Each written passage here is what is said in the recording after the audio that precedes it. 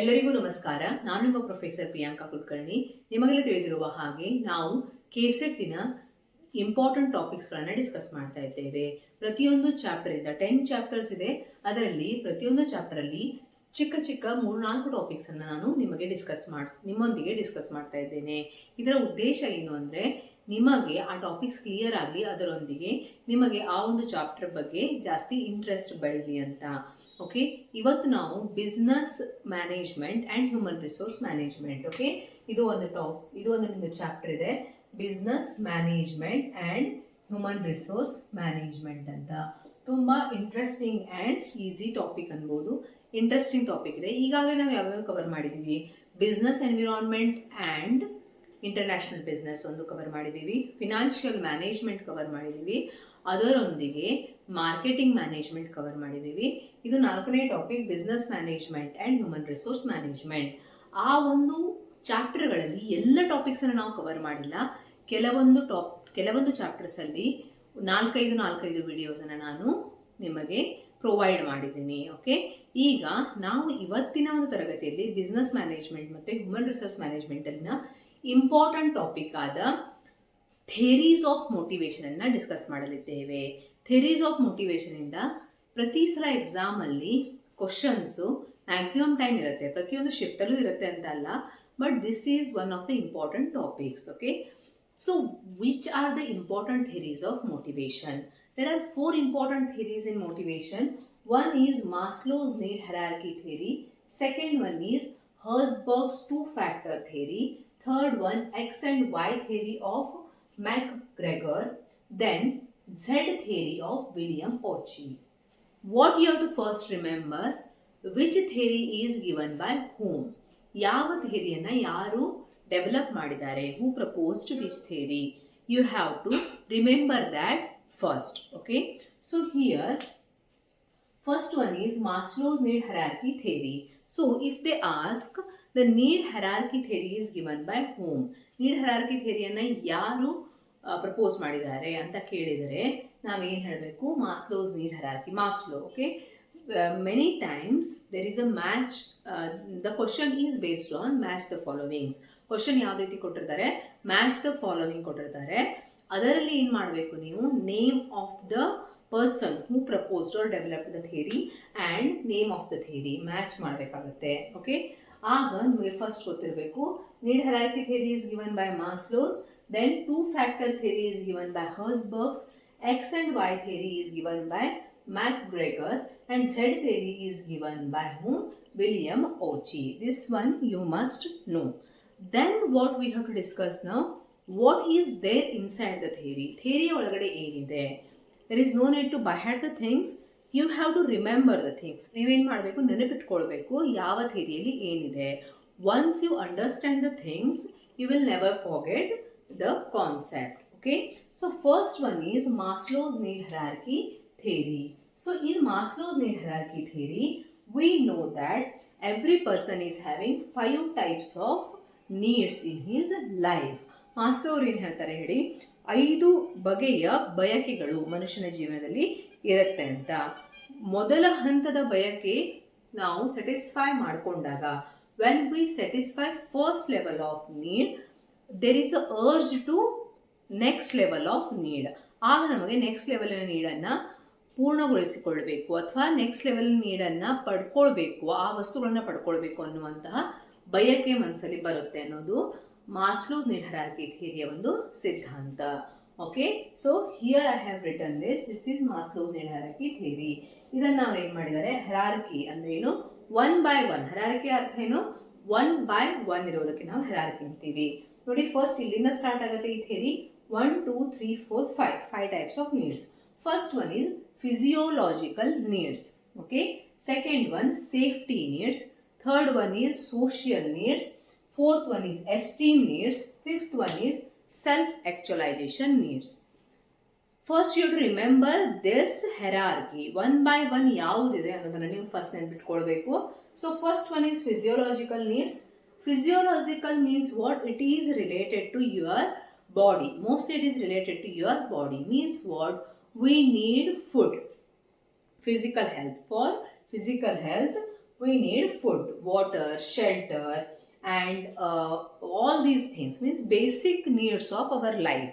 We need basic needs of our life like food, clothing, shelter and water. All these comes under physiological needs. ಅಂದ್ರೆ ಏನು, ಒಬ್ಬ ಮನುಷ್ಯ ಈಗ ಅವನ ಕೈಲಿ ಯಾವುದೇ ರೀತಿಯ ಉದ್ಯೋಗ ಇಲ್ಲ ಅನ್ಕೊಳ್ಳಿ, ಅವನ ಹತ್ರ ಯಾವುದೇ ರೀತಿಯ ದುಡ್ಡಿಲ್ಲ, ಆಗ ಅವನು ಫಸ್ಟ್ ಥಿಂಕ್ ಮಾಡೋದೇನು, I should get food, I should get water, I should get shelter, clothing. These are the basic needs of life. Okay, then when this particular need is satisfied, ಈ ಒಂದು ನೀಡು ಸ್ಯಾಟಿಸ್ಫೈ ಆದ ಮೇಲೆ next ನಮ್ಮ ಮನಸ್ಸಲ್ಲಿ ಏನು ಬರುತ್ತೆ ಹೇಳಿ, safety needs. Means what, first of all when I join job or when I start earning, I think about the salary which will satisfy these basic needs. ಈ ಬೇಸಿಕ್ ನೀಡ್ಸನ್ನು ಸ್ಯಾಟಿಸ್ಫೈ ಮಾಡ್ಕೊಳ್ಳುವಷ್ಟು ನನಗೆ ದುಡ್ಡು ಬರಬೇಕು ಅಂತ ನಾನು ಥಿಂಕ್ ಮಾಡ್ತೀನಿ. ಅದಾದಮೇಲೆ ನೆಕ್ಸ್ಟ್ ಸ್ಟೆಪ್ಪಲ್ಲಿ ನಾನೇನು ಥಿಂಕ್ ಮಾಡ್ತೀನಿ ಹೇಳಿ, ಸೇಫ್ಟಿ ನೀಡ್ಸ್. ಸೇಫ್ಟಿ ಅಂದರೆ ಏನು, ನನಗೊಂದು ಸೆಕ್ಯೂರಿಟಿ ಇರಬೇಕು. Means what, I need insurance policy or medical claim or some securities for future savings. So here safety needs ಅಲ್ಲಿ security and protection ಬರುತ್ತೆ. For example, insurance ಅನ್ಕೊಳ್ಳಿ. Okay, when I have some excess money with me, when I have some extra money with me, I think of what, saving, and I think of purchasing some health insurance policies or some life insurance policies. I think of the people who are dependent on me. All these comes under what, safety needs. And third one is social needs. Social needs means what, now think, ಇವಾಗ think ಮಾಡಿ, ನಿಮಗೆ food, clothing, shelter ಸಿಗ್ತಾ ಇದೆ, you have a good insurance policy and mediclaim, everything. Then you think of what, sense of belongingness. Social needs means what, ಸೊಸೈಟಿಲಿ ಸಾಮಾಜಿಕವಾಗಿ ನಿಮಗೆ friends ಇರಬೇಕು, ನಿಮ್ಮನ್ನ ಪ್ರೀತಿಸುವಂಥ ಜನ ಇರಬೇಕು. ಬಿಲಾಂಗಿಂಗ್ನೆಸ್, ಸೆನ್ಸ್ ಆಫ್ ಬಿಲಾಂಗಿಂಗ್ನೆಸ್ ಅಂದರೆ ನಿಮ್ಮನ್ನ ತಮ್ಮವರು ಅಂತ ಅನ್ಕೊಳ್ಳುವಂಥ ಜನ ಇರಬೇಕು. ಸಮಾಜದಲ್ಲಿ ನಿಮಗೊಂದು ಫ್ರೆಂಡ್ಶಿಪ್ ಸರ್ಕಲ್ ಇರಬೇಕು ಅಂತ ನೀವು ಥಿಂಕ್ ಮಾಡ್ತೀರಾ. ಇದನ್ನು ರಿಲೇಟ್ ಮಾಡ್ಕೊಳ್ಳಿ ಥಿಯರಿ ಅನ್ನೋದು ನಿಮ್ಗೆ ನೆನಪಿರುತ್ತೆ. ಸೆನ್ಸ್ ಆಫ್ ಬಿಲಾಂಗಿಂಗ್ನೆಸ್ ಅಂದರೆ ಈಗ that particular person belongs to me, ಅಂದರೆ ಇವರು ನನ್ನ ಫ್ರೆಂಡ್ ಅಥವಾ ಇವರು ನನ್ನ ಸಂಬಂಧಿಕರು ಅನ್ನುವಂಥ ಒಂದು ಭಾವನೆ. ಅದೇ ರೀತಿ ಲವ್ ಅಂದರೆ ಪ್ರೀತಿ. ನೋಡಿ, ನಿಮ್ಮ ಜೀವನದಲ್ಲಿ ಎಲ್ಲ ಇದೆ, ಆದರೆ ನಿಮಗೆ ಒಂದು ಒಳ್ಳೆಯ ಸಂಬಂಧಗಳಿಲ್ಲ, ಫ್ರೆಂಡ್ಸ್ ಇಲ್ಲ ಅಂದರೆ ನಿಮ್ಗೆ ಏನು ಅನ್ಸುತ್ತೆ ಹೇಳಿ, ಎವ್ರಿಥಿಂಗ್ ಈಸ್ ವೇಸ್ಟ್ ಅನ್ಸುತ್ತೆ. So what Maslow's tries to explain here, sense of belongingness and love and friendship, this comes under social needs. Okay, then esteem needs. ಇವಾಗ ಈ ಮೂರು ಒಂದು ಲೆವೆಲಿನ ನೀಡ್ಸ್ ನಿಮ್ಮದು ಫುಲ್ಫಿಲ್ ಆಗಿದೆ. Now these all 3 levels of needs have been fulfilled. Now what the person needs, esteem needs. Self esteem ಅಂದರೆ ಏನು, ತನಗೆ ಒಂದು ಏನಿರಬೇಕು ಹೇಳಿ, ಗೌರವ ಇರಬೇಕು. ಎಸ್ಟೀಮ್, ಸೆಲ್ಫ್ ಎಸ್ಟೀಮ್ ಅಂದರೆ ಸೆಲ್ಫ್ ರೆಸ್ಪೆಕ್ಟ್ ಇರಬೇಕು. ದೆನ್ ರೆಕಗ್ನೈಸೇಷನ್, ಸಮಾಜದಲ್ಲಿ ಜನನನ್ನು ಗುರುತಿಸಬೇಕು. ಸೆಲ್ಫ್ ಎಸ್ಟೀಮ್ ಅಂದ್ರೆ ಏನು, ಒಂದು ಸ್ಥಾನಮಾನ, ಸಮಾಜದಲ್ಲಿ ಒಂದು ಗೌರವ, ಗುರುತಿಸಿಕೊಳ್ಳುವಿಕೆ. 4 ಜನರಲ್ಲಿ ಇವರು ಈ ಒಂದು ಪೊಸಿಷನ್ ಇದ್ದಾರೆ, ಅಥವಾ he is the person who is having some position ಅಂತ. ಆ ರೀತಿಯ ಒಂದು ಸೆಲ್ಫ್ ಎಸ್ಟೀಮ್ ಇರಬೇಕು ಅಂತ ನೆಕ್ಸ್ಟ್ ಥಿಂಕ್ ಮಾಡ್ತಾರೆ. ನೋಡಿ, ಫಸ್ಟ್ ಫುಡ್, ಕ್ಲೋದಿಂಗ್ ಬಗ್ಗೆ ಥಿಂಕ್ ಮಾಡಿದ್ರು, ಅದಾದ್ಮೇಲೆ insurance means security and safety, then sense of belongingness, love, friendship, then self esteem and recognisation ಅಂದರೆ ಸಮಾಜದಲ್ಲಿ ನನ್ನನ್ನು ಜನ ಗುರುತಿಸಬೇಕು ಅನ್ನುವಂತಹ ಒಂದು ಭಾವನೆ. ಇಲ್ಲಿ ಪ್ರೀತಿಸಬೇಕು, ಜನನನ್ನ ತಮ್ಮವರು ಅನ್ಕೊಳ್ಬೇಕು ಅನ್ನೋ ಭಾವನೆ ಇರುವುದು ಸೋಷಿಯಲ್ ನೀಡ್ಸ್ ಅಲ್ಲಿ. ಸೆಲ್ಫ್ ಎಸ್ಟೀಮ್ ಅಲ್ಲಿ ಒಬ್ಬ ಗೌರವಾನ್ವಿತ ವ್ಯಕ್ತಿ ಅಂತ ಗುರುತಿಸಬೇಕು ಅಂತ. ಓಕೆ, ಸೆಲ್ಫ್ ಆಕ್ಚುಲೈಸೇಷನ್ ಅಂದ್ರೆ ಏನು ಹೇಳಿ, ಸೆಲ್ಫ್ ಡೆವಲಪ್ಮೆಂಟ್ ಅಂಡ್ ರಿಯಲೈಸೇಷನ್ ಅಂದ್ರೆ ಇವಾಗ ನಿಮ್ಮ ಎಲ್ಲ ಬೇಸಿಕ್ ನೀಡ್ಸು ಫುಲ್ಫಿಲ್ ಆಗಿದೆ, ನೀವು ಒಂದು ಒಳ್ಳೆಯ ಜಾಬಲ್ಲಿ ಇದ್ದೀರಾ. ನೆಕ್ಸ್ಟ್ ನೀವೇನು ಥಿಂಕ್ ಮಾಡ್ತೀರಾ ಹೇಳಿ, ಸೆಲ್ಫ್ ಡೆವಲಪ್ಮೆಂಟ್ ಅಂಡ್ ಸೆಲ್ಫ್ ಆಕ್ಚುಲೈಸೇಷನ್ ಏನು, ನನಗೆ ಇವಾಗ ಲೈಫಲ್ಲಿ ಬೇಸಿಕ್ ನೀಡ್ಸ್ ಎಲ್ಲ ಫುಲ್ಫಿಲ್ ಆಗಿದೆ, ಜೀವನ ಅಂದರೆ ಏನು, ಸೆಲ್ಫ್ ಆಕ್ಚುಲೈಸೇಷನ್ ಅವ್ರು ಹೊಸದಾಗಿ ಇರುವಂಥ ಇನ್ನೊಂದು ಟ್ರೈ ಮಾಡಬೇಕು. Self actualisation, trying new things, exploring new things, entering in to new field ಅಂದರೆ ಏನು, ಈಗ ನೀಡ್ಸ್ ಎಲ್ಲ ಫುಲ್ಫಿಲ್ ಆಗಿದೆ, you want to do the self development. ನಿಮ್ಮನ್ನು ನೀವು ಒಂದು ಹೊಸ ವ್ಯಕ್ತಿಯನ್ನಾಗಿ ರೂಪಿಸಿಕೊಳ್ಳಲು ಅಥವಾ ನಿಮ್ಮನ್ನ ಒಂದು ಪ್ರತಿಭಾನ್ವಿತ ವ್ಯಕ್ತಿಯನ್ನಾಗಿ, ಪ್ರಭಾವಿ ವ್ಯಕ್ತಿಯನ್ನಾಗಿ ಮಾಡಲು ಸೆಲ್ಫ್ ಡೆವಲಪ್ಮೆಂಟ್ ಮತ್ತೆ ರಿಯಲೈಸೇಷನ್. ರಿಯಲೈಸೇಷನ್ ಅಂದ್ರೆ ಏನು, ಆತ್ಮಾವಲೋಕನ ಮಾಡಿಕೊಂಡು ನಿಮ್ಮಲ್ಲಿ ನೀವು ಸುಧಾರಣೆ ಮಾಡಿಕೊಳ್ಳುವಂತಹ ನೀಡ್ ಬರುತ್ತೆ. ನೋಡಿ, ನಿಮಗೆ ಹೊಟ್ಟೆಗೆ ಹಿಟ್ಟಿಲ್ಲ ಅಂದಾಗ ಸೆಲ್ಫ್ ಆಕ್ಚುಲೈಸೇಷನ್, ದೊಡ್ಡ ದೊಡ್ಡ ಆತ್ಮಾವಲೋಕನ ಎಲ್ಲ ಬರಲ್ಲ.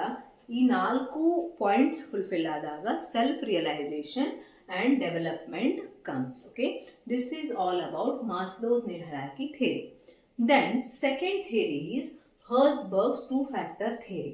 Okay, in Herzberg's two-factor theory we have health factor and motivational factor. ಏನು ನೆನ್ಪಿಟ್ಕೊಳ್ಬೇಕು, 2 ಫ್ಯಾಕ್ಟರ್ಸ್ ಇರುತ್ತೆ ಅಂತ. ಅಂದರೆ ಮ್ಯಾಮ್ ಇದನ್ನೆಲ್ಲ ಎಕ್ಸ್ಪ್ಲೇನ್ ಮಾಡಿದ್ರಿ, ಇದಕ್ಕೂ ಮೋಟಿವೇಶನಿಗೂ ಏನು ಸಂಬಂಧ ಅಂತ ನೀವು ಕೇಳಬಹುದು. ಮನುಷ್ಯ ಹಣ ಸಂಪಾದನೆ ಮಾಡಬೇಕು, ದುಡಿಬೇಕು ಅಂದರೆ ಅವನಿಗೊಂದು ಮೋಟಿವೇಶನ್ ಬೇಕು, ಹೌದಾ? ಮೋಟಿವೇಶನ್ ಬೇಕು ಅಂದರೆ ಅದಕ್ಕೊಂದು ಕಾರಣ ಬೇಕಾಗುತ್ತೆ. ಅದೇ ಮೊದಲೇನಿರುತ್ತೆ, ಫುಡ್ ಬಳಸಬೇಕು ಅನ್ನೋ ಮೋಟಿವೇಶನ್, ಆಮೇಲೆ security, sense of belongingness, self esteem, self development. ಇದೇ ಒಂದು ಫ್ಯಾಕ್ಟರ್ಗಳು ಆತನಿಗೆ ಏನು ಮಾಡುತ್ತೆ, ಮೋಟಿವೇಟ್ ಮಾಡುತ್ತೆ ಅಂತ. ಜೀವನದಲ್ಲಿ ಜಾಬ್ ಮಾಡೋಕ್ಕೆ, ಕೆಲಸ ಮಾಡೋಕ್ಕೆ ಮೋಟಿವೇಶನ್. ನಿಮಗೆ ಹಸಿವೆನೇ ಆಗ್ತಿರಲಿಲ್ಲ, there is no need of food, ನೀವೇನು ದುಡಿತಿದ್ರಾ? No one will work. Yes or no, like that. Then as per Herzberg's ಕೊಟ್ಟಿರುವಂತಹ ಥಿಯರಿಯ ಹೆಸರೇನು? 2 ಫ್ಯಾಕ್ಟರ್ ಥಿಯರಿ. ಆ 2 ಫ್ಯಾಕ್ಟರ್ಸ್ ಅಂದರೆ 2 ಫ್ಯಾಕ್ಟರ್ಸ್ ಯಾವ್ಯಾವುದು? ಒಂದು ಹೆಲ್ತ್ ಫ್ಯಾಕ್ಟರ್, ಒಂದು ಮೋಟಿವೇಶನಲ್ ಫ್ಯಾಕ್ಟರ್. ಆ ಫ್ಯಾಕ್ಟರಿಗೆ ಹೆಸರು ಕೊಟ್ಟಿದ್ದಾರೆ Herzberg's, health factor and motivational factor. ಇದನ್ನೇ ನಾವೇನಂತ ಕರೀಬಹುದು? ಹೆಲ್ತ್ ಆ್ಯಂಡ್ ಹೈಜೀನ್ ಫ್ಯಾಕ್ಟರ್ಸ್ ಅಂತಲೂ ಕರೀಬಹುದು. ನೋಡಿ, according to Herzberg human needs can be classified into 2 parts, health and motivational factors. ಏನಂತ ಹೇಳ್ತಾರೆ? Health factors and motivational factors. The factors are related with environment or situation of work and also with external environment. Motivational factors, these factors are related with the subject matter of work. These are those experiences of people which provides satisfaction and related with internal environment. ಒಂದು external, ಒಂದು internal. ನೋಡಿ, this is external, this is internal, this is internal. ಏನ್ ನೆನ್ಪಿಟ್ಕೊಳ್ಬೇಕು ಇವಾಗ ನೀವು? 2 factors theory is given by Herzberg's. Which are those 2 factors? One is health factor, one is motivational factors. Health factors are external factors, motivational factors are internal factors. External factors ಅಂದ್ರೆ ಏನು? Work environment ಯಾವ ರೀತಿಯಾಗಿದೆ. ಇಲ್ಲಿ ಇವ್ರೇನು ಹೇಳಿದ್ರು? Food, clothing, security, all these things. But Herzberg ಏನು ಮಾಡ್ತಾರೆ, ಬೇರೆ ಒಂದು ಪಾಯಿಂಟ್ ಆಫ್ ವ್ಯೂ ಇಂದ ಇಲ್ಲಿ ಎಕ್ಸ್ಪ್ಲೇನ್ ಮಾಡ್ತಾ ಇದ್ದಾರೆ. ಆಸ್ ಪರ್ ಹಿಮ್ 2 ರೀತಿಯ ಮೋಟಿವೇಶನಲ್ ಫ್ಯಾಕ್ಟರ್ಸ್ ಇರುತ್ತೆ. ಒಂದು ಎಕ್ಸ್ಟರ್ನಲ್ ಇರುತ್ತೆ, ಅದನ್ನು ನಾವು ಹೆಲ್ತ್ ಫ್ಯಾಕ್ಟರ್ಸ್ ಅಂತ ಕರಿತೇವೆ. ಇನ್ನೊಂದು ಮೋಟಿವೇಶನಲ್ ಫ್ಯಾಕ್ಟರ್ಸ್, ಓಕೆ, ಅದು ಇಂಟರ್ನಲ್ ಇರುತ್ತೆ. ಹೆಲ್ತ್ ಫ್ಯಾಕ್ಟರ್ಸ್ ಅಂದರೆ ಏನು? ವರ್ಕ್ ಕಂಡೀಷನ್, ವರ್ಕ್ ಮಾಡುವಂತಹ ವಾತಾವರಣ ಯಾವ ರೀತಿಯಾಗಿದೆ. ನಿಮಗೆ ಸ್ಯಾಲ್ರಿ ಏನೋ ಚೆನ್ನಾಗಿ ಕೊಡ್ತಾ ಇದ್ದಾರೆ, but the environment is not good. Many of you may be working, yes, ನಿಮಗೆ ದಿನ ಅನಿಸ್ತಿರುತ್ತೆ I am getting money but I am not satisfied. Why? Because work environment, colleagues, management, you are not satisfied with that. That's why the health factors means what? The external environment. Okay, the factors related with environment or situation. ಅಲ್ಲಿ work ಅಲ್ಲಿ situation ಯಾವ ರೀತಿ ಇರುತ್ತೆ, ನಿಮಗೆ ನಿಮ್ಮ 100% ಕೊಡೋಕ್ಕೆ ಮನಸ್ಸೇ ಆಗಲ್ಲ, because the environment and situation is not good. Also with the external environment. Motivational factors ಅಂದರೆ ಯಾವುದು? These factors are related with the subject matter of work. ಅಂದರೆ ನಿಮಗೆ ಕೊಟ್ಟಿರುವಂತಹ ಕೆಲಸಕ್ಕೆ ರಿಲೇಟೆಡ್ ಇದೆ, ಎನ್ವಿರಾನ್ಮೆಂಟ್ಗೆ ರಿಲೇಟೆಡ್ ಇಲ್ಲ, ಕೆಲಸಕ್ಕೆ ರಿಲೇಟೆಡ್ ಇದೆ. These are those experiences of people which provide satisfaction and related with the internal environment. ಅಂದರೆ ಒಂದು ಕೆಲಸ, for example, I am passionate towards the teaching. Now I get satisfaction when I teach something. But if you want to work in bank or if you want to work in some other field, you want to become a sports person. Now if you become teacher, you will not get satisfaction. You will never get the work satisfaction. If you want to become a police officer and you are teaching, you will never get the satisfaction. But when I want to become teacher and I am enjoying that profession, I will get satisfaction. So it is the internal factor. Understood? ಇದು internal factor. ನನಗೆ ಶಿಕ್ಷಕಿ ಆಗಬೇಕು ಅನ್ನೋ ಮನಸ್ಸು ಒಳಗಿಂದ ಇರೋದ್ರಿಂದ ನಾನು ಒಂದು ಟಾಪಿಕನ್ನು ಕಲಿಸಿದಾಗ ನನಗೆ ಸಮಾಧಾನ ಸಿಗುತ್ತೆ. ಅದೇ ನಿಮಗೆ ಬೇರೆ ಫೀಲ್ಡಲ್ಲಿ ನಿಮ್ಮ interest ಇದ್ದಾಗ you will not get the satisfaction. So it is related to work. Which one? Motivational factor as per Herzberg. Okay, then next theory is X and Y theory of MacGregor. So first of all you have to remember the name of the theory and the person who proposed this. X theory, X and Y. ಇಲ್ಲಿ ಎರಡು ಇದೆ, X ಅಂದ್ರೆ ಏನು, X theory ಅಂದ್ರೆ ಏನು, everyone wants to save themselves from work. If proper motivation is available, people will work effectively.